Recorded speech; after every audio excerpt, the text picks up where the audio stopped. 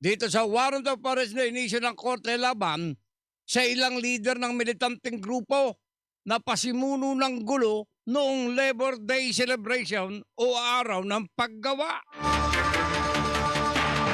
Hihingi tayo ng latest update dahil sa balita na yan mula sa isang otoridad ng MPD, Manila Police District, Police Major Philip Ines, nakapagsalita ng MPD.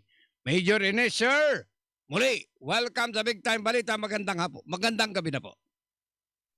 Yes, Karine, mula po sa Timbulan ng Laya at Diwang Dakila, isang mapagpala at kalmadong gabi po. Ganun din po sa mga nakatugaygay sa inyo ngayon. Opo. Naisyuhan na rin ng warrant of arrest yung tatlong miyembro ng mga grupong makakaliwa ng mga nakaraan nung protesta nung araw ng paggawa. Ano na ho bang latest dito, Major? Maliban doon sa inisyuhan na. Tama po kayo, Karine. Naglabas po ng mandamiento de arresto ang MTC Branch 28 natin ng Manila noong pong July 30, kung saan nga po ito po ay laban po ito kala James Edward Lopez Anahaw. Ito po yung miyembro ng Sandigan ng Manggagawa ng Quezon City. At kay Ronald Mangampo Adonis, yung chairperson po ng KMU. At yung isa pong Jack Ruiz naman ng Kilusan ng Kababaihan. At Karine, ito po ay para po sa paglabag sa Article 153 ng Revised Penal Code. Ito po yung tumult and other disturbance of public order. Yan po, ongoing po yung ating mga operatiba para po ma-locate itong mga kinaroroonan ng mga individual na ito at idala po natin dun sa issuing authority. Opo. Ano bang ginawa nila sa panggugulo? May sinaktan ba sila o paanong pamamaraan ng panggugulo ang ginawa? Karine, tungkol doon po sa nabanggit nyo kanina, ito po yung nangyari nung May 1, nung Labor Day, kung saan nga po nakita po natin ito dito sa may nangyari po yung insidente. Dito po yan sa may TM Calao, sa may Ermita Manila, kung saan nga po nagkaroon po ng pananakit, pagkuha ng cellphone ng isa sa mga polis natin doon, at nakita po natin na may mga paglabag po sa batas. Kaya po nilabasan po ng warrant of arrest. Ganun pa man, Karin, 2 beses po itong incident na ito na na-file po namin. Meron din po kami nauna pang ipinile para naman po dito sa paglabag sa BP 880. Ito po yung ating Public Assembly Act of 1985. Kung saan po ongoing naman po yung hearing dito o yung trial dito sa Korte ng Manila. Para naman po dito kila Renato Reyes alias Nato po ng Bagong Alyansang Makabayan, kay Raymond Palatino po alias Mong ng Secretary General po ng Bayan. Ganun din po kila Modesto Floranda alias Modi po ng Piston. At ganun din po kay Ronald Adonis alias Jerome po, chairperson po ng KMU. Ito pong isa, Karin, yung binanggit ko sa kanila, ongoing po yung hearing nito. Ito naman po kala James Edward, Ronald Adonis at Jack Ruiz po. Mandamiento po direkto ang nilabas po ng korte. Okay. Nailabas na po yung warrant of arrest. Paano gagawin natin? Ito ba'y arestado na o arestuhin na? Karin, ongoing po yung mga operatiba natin para malocate po natin yung kinaroroonan ng mga individual na ito. At dalahin po natin dun sa issuing court.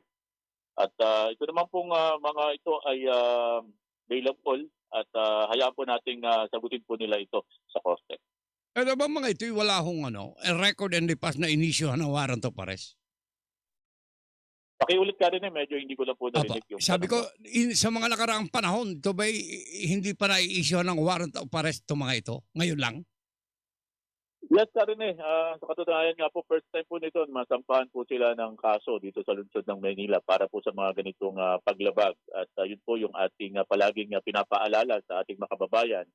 Na Karin, mataas po ang pagrespeto natin sa karapatan ng ating mga kababayan na magkaroon po ng payapang pagkilot, magkaroon po ng malayang pamamahayag. Pero meron po tayong limitasyon. Pagka natatapakan na po yung karapatan ng iba, natatapos na po ang kanilang kalayaan. Alright. So, okay. So, sa ngayon, hinahanap na sila. Ongoing, Karin, yung mga operatiba natin ng Manila Police District at yung iba pa nating mga law enforcement agency, Karin, lahat naman po ito ay alam na po ng buong kwerpo po ng PNP natin. At kung malulocate po natin sila, ipapatupad po natin ang batas. Habang magkausap tayo ngayon, Major Ines, sir, wala namang kumokontak pa sa inyo para makipag-usap man lang o magpasabi kung ano? Sa ngayon, Karen, wala pa tayong ganong impormasyon na nakukuha. Ang sa atin po, tuloy-tuloy po yung pag-locate natin dito sa kinaroroonan ng mga individual na ito. Alright, bago kita pakawalan muli, kumusta ang AOR ninyo? Nasakop ng MPD habang magkausap tayo. Yes, Karen, yung pagtutugma natin ng mga insidente o yung mga krimen natin na naitala, Karen, yung ating tinatawag na 8 focus crime, Karen. Meron po tayong 12 insidenteng naitala kung saan po mataas po yung ating crime solution efficiency. 92% po.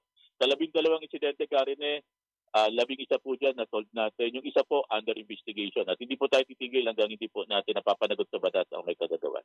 Very good. At habang magkausap tayo ngayon, kumusta lagay ng panahon dyan habang nagkukwentuhan tayo? Manaka-naka ang pagpatak ng ulan, Karen, may pagdilim. Pero ganun pa man, Karen, napakainit po ng aking pagbati sa inyo. Mabuhay po kayo. Thank you very much, sir. Maraming salamat po, Karen, sa pagbibigay ng pagkakataon. Sa ngalan po ng aming Chief PNP, ng aming pong Regional Director ng NCRPO, at ng aming pong District Director, ang aming punong taga-Timon, Brigadier General Arnold Jensen C. Santiago. Makakaasa po kayo sa mabilis, nararamdaman at serbisyong may paninindigan para sa Manileño. Ang kalmadang gabi po. Police Major Philippines, ang inyong napakinggan, tagapagsalita ng Manila Police District MPD. Nagatid sa oras natin. Allah!